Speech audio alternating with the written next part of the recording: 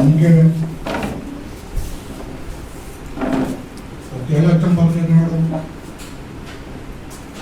പറഞ്ഞതിനോടും ചെറിയൊരു video report ചെയ്യാനാണ് ഞങ്ങൾ ഈ കഴിഞ്ഞിടയ്ക്ക് കുറവിലക്കാണ്ട്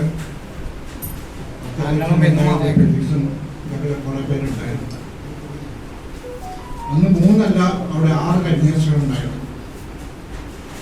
ഓരോരുത്തരും അവരുടെ അഭിപ്രായങ്ങൾ പറഞ്ഞു കഴിഞ്ഞപ്പോൾ ഞാൻ എഴുതിക്കുന്ന എൻ്റെ അഭിപ്രായം, അതായത് ഒരു നേരത്തെ ആഹാരത്തിന് അവരവിടെ കഷ്ടപ്പെടുന്ന സമയമാണ്. ഒരു നേരത്തെ ആഹാരത്തിന് മുമ്പ് ജലന്ധർ രൂപത ഓരോരുത്തർക്ക് 5000 രൂപ വെച്ച് കൊടുക്കുന്നുണ്ടായിരുന്ന ചെലവിന് അതവർ സ്റ്റോപ്പ് ചെയ്തു.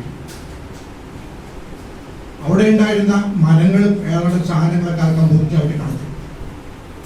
ഈ പാവപ്പെട്ട കന്യാസികൾ അവിടെ കുറച്ച് പച്ചക്കറിയൊക്കെ നട്ട് ആരെങ്കിലൊക്കെ എന്തെങ്കിലുമൊക്കെ ചെറിയ സംഭാവനയൊക്കെ കൊടുത്താൽ അതൊക്കെ വാങ്ങിക്കൊണ്ടാണ് അവർ ഓരോ ദിവസം കഴിച്ചു കൂട്ടുന്നു. നമ്മളൊക്കെ അന്ന് 5 സ്ക്വയറിലെ ആ സമരം നടത്തി. ആ സമരം നടത്തിയില്ലായിരുന്നെങ്കിൽ ഈ ബിഷപ്പ് ഫ്രാങ്കോ അകത്ത് പോകില്ലായിരുന്നു. അത് സത്യമാണ്.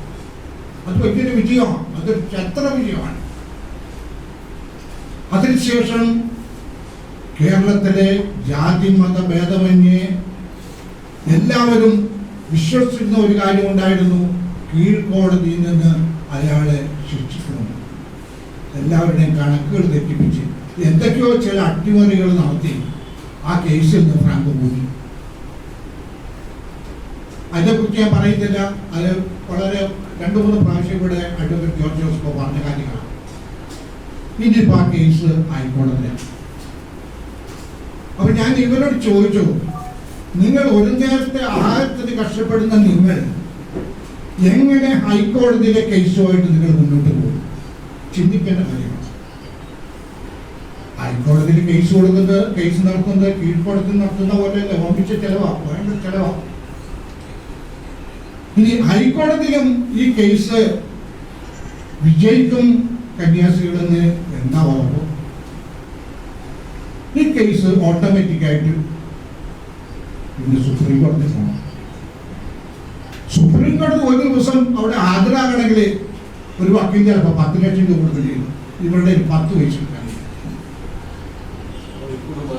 ഇവരുടെ കയ്യിലാണെങ്കിൽ കോടാനുകോടി സ്വത്തുക്കൾ കിടക്കുക. പൈസ ബിനാമി അക്കൗണ്ടിലും ഫ്രാങ്കോന്റെ അക്കൗണ്ടിലും കോടികളാണ് കിടക്കുന്നത്.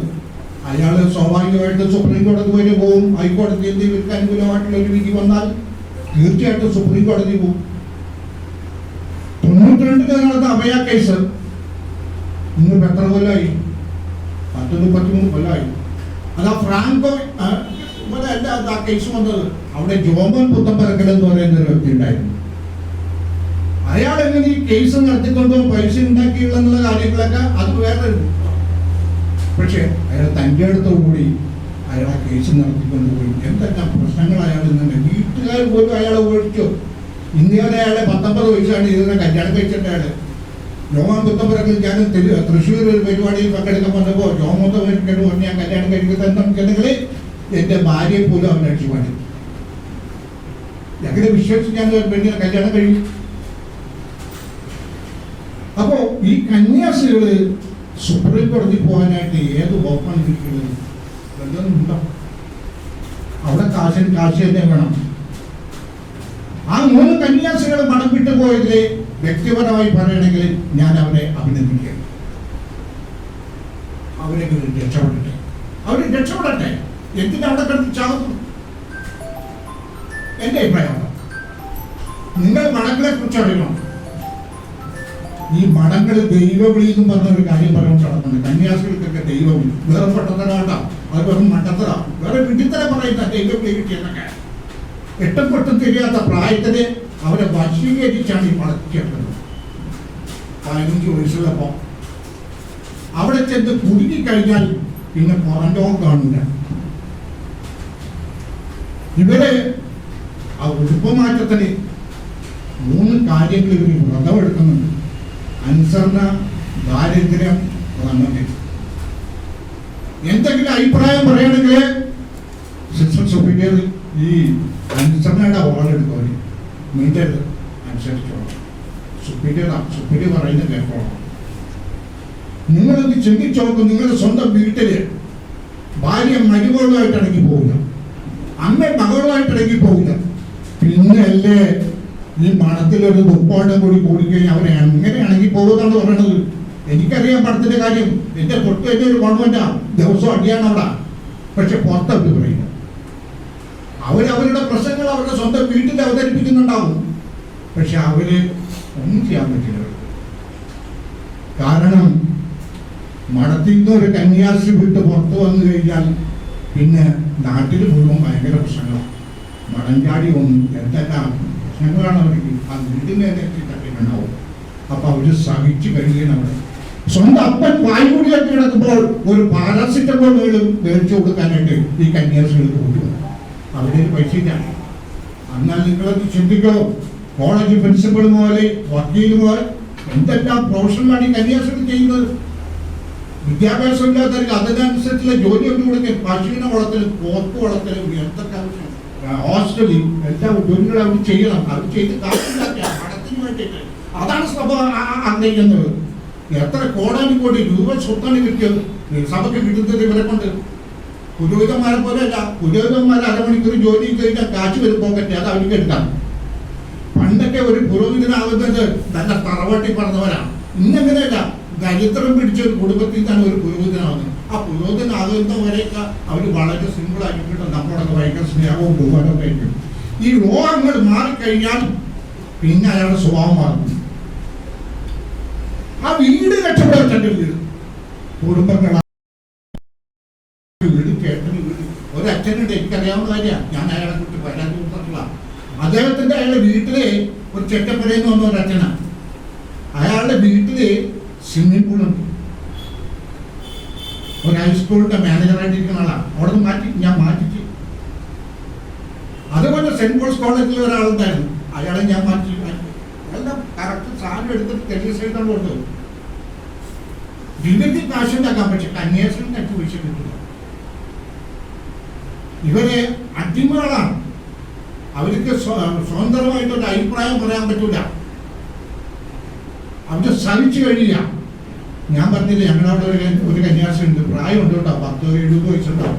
ആ കന്യാസ്ത്രീ അറിയപ്പെടുന്നത് പോർക്ക് കന്യാസ്ത്രീ എന്നാണ്. പോർക്ക് കന്യാസ്ത്രീ. കാരണം അവരുടെ ജോലി പോർക്കിനെ നോക്കില്ല. അവിടെ ഒരു കാര്യം നിങ്ങൾ ശ്രദ്ധിക്കുക, വ്യത്യസ്ത ലാളിത്യത്തിൽ, വ്യത്യസ്ത സംസ്കാരത്തിൽ, വ്യത്യസ്ത വിദ്യാഭ്യാസത്തിൽ വരുന്ന കന്യാസ്ത്രീകൾ എങ്ങനെ അവിടെ ഒരുമിച്ച് പോകും. ഉള്ളവരും ഇല്ലാത്തവരും തമ്മിലുള്ള ഭയങ്കര അന്തരം. അവിടെ ഉള്ളവരുടെ വീട്ടിൽ വരുന്നവർ ഇല്ലാത്തവരുടെ ഈ കന്യാസ്ത്രീകളൊക്കെ എങ്ങനെ അവിടെ എടുത്തു പോകും. പെട്ടുപോയവരെ അവർക്കൊന്നും ചെയ്യാൻ പറ്റില്ല. ഇനി വീട്ടിൽ നിന്ന് പോയാൽ സ്ഥിതിക്ക് അവിടെ അതെങ്കിലും സ്വത്തുണ്ടെങ്കിൽ അത് ബാധിച്ച് ആങ്ങളമാരും അന്യത്തിമാരും കൂടെ കൊണ്ടുപോകും. പിന്നെ ഇവരുടെ സ്വത്ത്. ഞാൻ പറയുന്നത് ഏതെങ്കിലും ഒരു കന്യാസ്ത്രീക്ക് മഠത്തിൽ നിൽക്കാൻ പറ്റാത്ത ഒരു അവസ്ഥ വരികയാണെങ്കിൽ സഭ അവർക്ക് ജീവിക്കാനുള്ള ഭാഗം കൊടുക്കണം, ജീവനാംശം കൊടുക്കണം. അത് ഇതേവരെ ഏതെങ്കിലും ഒരു കന്യാസ്ത്രീക്ക് കൊടുക്കണം. എത്ര കന്യാസ്ത്രീകളെ കിണറ്റിൽ പൊങ്ങിച്ചതു, എത്ര ഫാനെ തൂങ്ങിച്ചതു, എത്ര വാട്ടർ ടാങ്കിൽ വീണിച്ചതു. ഏതെങ്കിലും ഒരു കേസ് ഈ സഭ അന്വേഷണം നടത്തിച്ച് ആ കുറ്റക്കാരനായ ആളെ ശിക്ഷിച്ചിട്ടുണ്ട്. ഒരു കേസ് പറഞ്ഞു, ഒരു കേസ്. ഇവരെപ്പോഴും ആ കുറ്റവാളികളായിട്ടുള്ള പുരോഹിതന്മാരെ അവർ സപ്പോർട്ട് ചെയ്യും, കന്യാസ്ത്രീ സപ്പോർട്ട് ചെയ്യില്ല. അത് ഈ കഴുതകൾ മനസ്സിലാക്കും. ഇവർ അടിമകളാ. അവരൊന്നും ഇങ്ങനെ കുറെ കാശുണ്ടാക്കാൻ. നിങ്ങൾ നോക്കോ, സിസ്റ്റർ ജസ്മി, ഞാൻ ജസ്മിയായിട്ട് അങ്ങനെ പൂർണ്ണമായിട്ട് യോജിച്ചു പോണ ആളല്ല. ജസ്മി അവര് സെന്റ് മേരീസ് കോളേജിലെ പ്രിൻസിപ്പളായിരുന്നു. അവരുടെ പുസ്തകം ആമയൊക്കെ അവർ എഴുതിയിട്ടുണ്ട്. അപ്പോ ഒരു കോളേജിൽ പഠിപ്പിക്കുന്ന സിസ്റ്ററിന് എന്തെല്ലാം പ്രശ്നങ്ങളാണ് അവർ സഭയിൽ ഉണ്ടായിരുന്നത്. അപ്പൊ പിന്നെ പാവപ്പെട്ട ഈ കന്യാസ്ത്രീയുടെ കാര്യം പറയണം. എന്തെങ്കിലും ഒരു പ്രശ്നം വന്നാൽ അവരെ ഒറ്റപ്പെടുത്തുവരെ. ഇനി എന്തെങ്കിലുമൊക്കെ വന്നു കഴിഞ്ഞാൽ ഈ പ്രശ്നമല്ലേ, ഡെയിലി പ്രശ്നമാണ്. അപ്പോൾ പ്രഷർ കൂടും, ഹൈപ്പർ ടെൻഷൻ ആവും. അപ്പോൾ ഇവരെ പൊക്കിക്കൊണ്ട് ഹോസ്പിറ്റലിൽ കൊണ്ടുപോകും. ആ ചികിത്സിച്ച് എൻ്റെ സ്ലിപ്പ് ഇവർ കയ്യിൽ വെച്ച് പോകും. എന്തെങ്കിലും വല്ല മരിച്ച് കൊന്നു കഴിഞ്ഞാൽ ഈ സ്ലിപ്പ് എടുത്ത് കാണിക്കും, ഇവർക്ക് ഭ്രാന്തിന് ചികിത്സിച്ചിട്ടുണ്ട്. തീർന്നില്ലേ? അതുകൊണ്ട് പിന്നെ തീർന്നു. ഇവരെയൊക്കെ മടത്തി ചേർക്കുന്ന ആ അപ്പനും അമ്മയും അവരെ വേണം വിട്ട് പോയിരിക്കാനായിട്ട്. ഈ കാലഘട്ടമൊക്കെ പോയി. നിങ്ങൾ ഇവിടുത്തെ ഞാൻ എത്ര കേസിൽ ഞാൻ ഇടപെട്ടിട്ടുണ്ട്. ഈ കന്യാസ്ത്രീകൾ വിദേശ രാജ്യങ്ങളിൽ പോകുന്നുണ്ട്, ഇവിടുന്ന് ട്രാൻസ്ഫർ ചെയ്ത് വിടുന്ന. എന്താ അവിടുത്തെ പണി? അടുക്കള പണിയാ, മുറ്റമടിക്കല്, ഐസുവാരിക്കളല്, ഇതൊക്കെയാണ് അവരുടെ ജോലി. ആ ഐസുവാരി കഴിയാതെ 11 മണിക്ക് അവർക്ക് ബ്രേക്ക്ഫാസ്റ്റ് കൊടുക്കണമെന്ന് പറഞ്ഞു ഒരു കന്യാസ്ത്രീ പറഞ്ഞു. അവിടെ ദാസവേല ചെയ്യാനാണ് ഇവർ പോകുന്നത്. ഇതുപോലെ ഇവിടുത്തെ മഠങ്ങളും അതിതാമസിയാതെ അത് അടച്ചു പൂട്ടേണ്ടി വരും. ഇപ്പം ഞാൻ ചില മഠങ്ങളിലൊക്കെ കാണുന്നത് ആന്ധ്രയിൽ നിന്നും തമിഴ്നാട്ടിൽ നിന്നൊക്കെ. ഇനി കുറച്ച് കഴിയുമ്പോൾ എത്യോപ്യയിൽ നിന്നും സഞ്ച്വാരിൽ നിന്നും ആഫ്രിക്കൻ രാജ്യങ്ങളിലൊക്കെ ഇങ്ങോട്ട് വരും. കാരണം ദരിദ്രം പിടിച്ച രാജ്യമില്ലേ നമ്മുടെ ഇവിടുത്തെ പെൺകുട്ടികൾ. ഇപ്പൊ ഒരു പെണ്ണ് ഒരാണുള്ളത് ആരെ കന്യാസ്ത്രീയാക്കുന്നു? ഇതൊക്കെ നടത്തിക്കൊണ്ട് പോകണ്ടേ? ഒന്നെങ്കിൽ ഈ വരുമാനം കിട്ടുന്ന കന്യാസ്ത്രീയുടെ വരുമാനം അതെവിടെ പോകുന്നു? നിങ്ങൾക്കറിയാമോ, ഒരു മഠം ഒരു രൂപതയുടെ കീഴിലാണെങ്കിൽ ആ ബിഷപ്പിന്റെ നിയന്ത്രണത്തിലാണ്. ഇവര് കാശ് മേടിക്കാനൊന്നും പുറകോട്ടൊന്നും കേട്ടോ. ഏതെങ്കിലും ഒരു സ്കൂൾ അഡ്മിഷനോ ഒരു കോളേജ് അഡ്മിഷൻ അച്ഛന്മാരെക്കാളും ഭയങ്കര പ്രശ്നമാണ്. പറഞ്ഞ് പൊത്തിന് പിടിച്ച് കാശ് മേടിക്കും. അതൊക്കെ എനിക്ക് അനുഭവമുള്ള, എൻ്റെ മക്കളൊക്കെ അവിടെ പഠിച്ചിട്ടുള്ള. അപ്പോ ഈ തരം വിഷയങ്ങളിൽ രൂപത ബിഷപ്പുമാർ അവർക്ക് മഠത്തിന്റെ വരുന്ന സമയത്താണെങ്കിൽ അവർക്ക് ജീവനാംശം കൊടുക്കണം, അവർക്കും ജീവിക്കണം. അതിനുള്ള ഒരു നിയമം ഈ ബിഷപ്പുമാരുണ്ടാകും. ഇത് സമൂഹ ബാധ്യതയെ തീർക്കുകയാണ് കന്യാസ്ത്രീകൾ. ഇപ്പോൾ അവയ കേസിൽ തന്നെ എത്ര സ്റ്റേറ്റിൽ ഞാൻ പോയി പ്രസംഗിച്ചിട്ടുണ്ട്. ഈ അഭയ കേസും പറഞ്ഞുകൊണ്ട് ഞങ്ങൾ എത്ര നാള് നടന്നു. ഒരു സമൂഹ ബാധ്യതയെ തീരുകയാണ്. ഇപ്പം ഇവിടുത്തെ വിഷയം, ഈ കുറവലങ്ങാട്ടത്തെ വിഷയം എത്ര നാളെ തമ്മിൽ തുടങ്ങിയിട്ട് 2018 ആ സമരം തുടങ്ങിയത്. ഇത് കൊല്ലം 2025, 7 വർഷം കഴിഞ്ഞു. ഇനി എത്ര കൊല്ലം പിടിക്കും? അപ്പോൾ ഇതൊക്കെ മുന്നിൽ കണ്ടുകൊണ്ട് ഒറ്റ മാതാപിതാക്കളും ബൈബിളിൽ എവിടെയെങ്കിലും എഴുതിയിട്ടുണ്ട്. ഈ കന്യാസ്ത്രീകളുടെ കാര്യമല്ല ബൈബിളിൽ നിങ്ങൾ എവിടെയെങ്കിലും വായിച്ചിട്ടുണ്ടോ? അല്ല, ഇവര് ഈ പ്രസ്ഥാനത്തിൽ എങ്ങനെ വന്നെന്നുള്ളത് എനിക്കറിയാം. ഒന്ന് വായിച്ചിട്ടുണ്ടാണ് ബൈബിളിൽ എവിടെയെങ്കിലും ഈ കന്യാസ്ത്രീയുടെ കാര്യം പറയുന്നത് ഒന്നുമില്ല. ഇത് ഇവർക്ക് പൈസ സമ്പാദിക്കാനുള്ള ഒരു മാർഗം ഉണ്ടെങ്കിൽ എങ്ങനെ നടത്തുന്നത്? വിശ്വാസികൾക്ക് ഈ കന്യാസ്ത്രീകളെ കൊണ്ട് യാതൊരു ഗുണമില്ല. എന്തെങ്കിലും ഉണ്ടോ? ഒരു ഗുണമില്ല. അച്ഛന്മാരെന്താ പറയുന്നത്? അത് ഇവിടെ ഒരു ചുറ്റൂര് ഒരു പ്രാവശ്യം അവർ ധർണയ്ക്ക് ഇരുന്നു. ഞാൻ ആ ധർണ പോയി ഉദ്ഘാടനം ചെയ്തതാണ്. അവിടെ ഒരു കന്യാസ്ത്രീക്ക് അതിൻ്റെ ചാർജ് കുക്കിംഗ് ആണ്. അപ്പോൾ പിന്നെ രാത്രി 11 മണിക്കൊക്കെയാണ് അച്ഛന്മാർ കയറി വരുന്നത്. അപ്പോൾ സുപ്പീരിയർ ഓർഡർ ഇടും അവർക്ക് ഭക്ഷണം ഉണ്ടാക്കി കൊടുക്കാൻ. അങ്ങനെ എന്തോ പറഞ്ഞിട്ടില്ല. പിന്നെ ഭയങ്കര ഉടക്കായി, പ്രശ്നമായി. വീട്ടുകാരിടപെട്ട് അവർ സഭയിൽ നിന്ന് പോന്ന്, ഈ മഠത്തിൽ നിന്ന് പോന്ന് ഇവിടെ നാട്ടിൽ നിൽക്കാൻ പറ്റായപ്പോൾ അവർ ഹൈദരാബാദിൽ പോയി. അങ്ങനെ അവിടെ നിന്ന് ആ പ്രഷറൊക്കെ വന്നപ്പോഴാണ് ഞാൻ ഈ സമരം അതൊക്കെ സെറ്റിലായെന്ന് തോന്നുന്നു. അപ്പൊ ഇങ്ങനെ നിരന്തര പ്രശ്നങ്ങൾ ഈ മഠങ്ങളിൽ നിന്ന് ഉണ്ടാവുന്ന കാര്യത്തിൽ യാതൊരു സംശയവും വേണം. നിങ്ങൾ അത്ര വരെ ഇതൊന്നും കാണിച്ചിട്ട് കാര്യമില്ല. ഇവരെങ്ങനെ മടത്തിച്ച് മഠത്തിൽ ആര് കൊണ്ടാക്കി അറിഞ്ഞും കൊണ്ട് സിംഹക്കൂട്ടിലേക്ക് എറിഞ്ഞു കൊടുക്കുക. അവർ 8 പട്ടും തിരിയാത്ത കൊച്ചു കുട്ടികൾ ആ സമയത്ത് ഇവർ എണീട്ട് വല വീശി പിടിക്കുക. അത് വരട്ടെ, ഒരു 23 വയസ്സ് ഡിഗ്രി കഴിയട്ടെ, ഒന്ന് മടത്തി പോകാൻ ചോദിക്കട്ടെ. ആരും പോകില്ല, ഒരാളും പോലെ. ഇത് 15 വയസ്സ് 14 15 വയസ്സുള്ള ഞാൻ അച്ഛനാൻ പോയ ആളാ. ഞാൻ അച്ഛനാൻ പോയതാളാ. ഇത് എന്തോരം ഉണ്ടാവുമെന്നുള്ളത് എനിക്ക് മനസ്സിലായി. ഞാൻ പ്രധാനമായിട്ടും പറഞ്ഞു നമുക്ക് വെച്ച പണിയൊക്കെ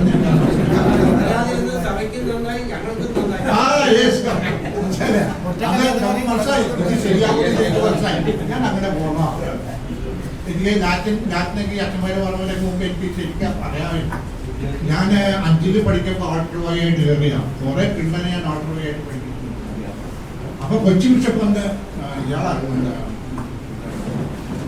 കുരിക്കലല്ല ആദ്യം ഉണ്ടായിരുന്ന ബിഷപ്പ് ഇടയത്ത് പറഞ്ഞ നമ്മുടെ ഉപതൊക്കെ ഒരു എഞ്ചിനീയറെ വേണം. അത് ഇവരെ തന്നെയാണ് ഇവരുടെ ആൾ മിടുക്കണം. അപ്പൊ എന്റെ അമ്മയും ചെറിയ കാര്യങ്ങൾ പക്ഷെ ഇത് അവിടെ ചെന്ന് കഴിഞ്ഞപ്പോഴാണ് ഇവരുടെ ഈ കാര്യങ്ങളൊക്കെ എനിക്ക് മനസ്സിലായി. നമുക്ക് പറ്റിയ പണിയല്ലെന്ന് മനസ്സിലായി. അതുകൊണ്ടിട്ട് ഈ സന്യാസികളെ അവർക്ക് വേണ്ട കാര്യങ്ങൾ സമയത്ത് ചെയ്തിട്ട് അവരുടെ മേലൊരു നിയന്ത്രണം ഉണ്ടാകണം. അതാ എനിക്ക് പറയാനുള്ളത്. അവർക്കൊരു സംരക്ഷണം വേണം. അവർക്ക് ജീവിതാംശം കൊടുക്കണം. ഇഷ്ടമില്ലാത്തൊരു പുറത്തേക്ക് വരട്ടെ. ഇത്രയും നാളെ അവർ ജോലി ചെയ്തല്ലേ. യൂസി സിസ്റ്റർ യൂസി എത്ര വർഷം ജോലി ചെയ്തു? ആ ശമ്പളം മുഴുവൻ വാങ്ങിച്ചിട്ടില്ലേ? ലാസ്റ്റ് ആ വിട്ടുപോലും എന്നുള്ള അവരുടെ വടക്കി നിൽക്കുന്ന ആ സമയം ഉണ്ടാക്കിയ കാശ് മാത്രമാണ്. മറ്റേ എത്ര കൊണ്ടുപോയി. അപ്പൊ ഈ കാശ് കിട്ടിയപ്പോൾ അവർക്ക് ജീവിതാംശം കൊടുക്കുന്നതിന് വല്ല പ്രോബ്ലമാണ്. അപ്പൊ ഈ വശങ്ങളെ കുറിച്ച് നമ്മൾ ചിന്തിക്കാം. എല്ലാവരും ഒരിക്കൽ കൂടി 100 വട്ടം ചിന്തിക്കുക. നിങ്ങളുടെ മക്കളെ, നിങ്ങളുടെ ബന്ധുക്കളെ മഠത്തിൽ വിടരുത്. ലാസ്റ്റ് ഇതുപോലെ ഞങ്ങൾക്ക് ഇതുപോലെ സെമിനാറുകൾ കൂടാൻ ചിന്തിക്കാൻ. അടുത്ത സംസാരിക്കാനുള്ളവരെ എല്ലാവർക്കും ഒരു ഐഡന്റിറ്റി വിളിച്ചിട്ട്. കാരണം നമുക്ക് പരിപാടി ദിവസമൊന്നും ഓരോരുത്തർ വിളിക്കുമ്പോൾ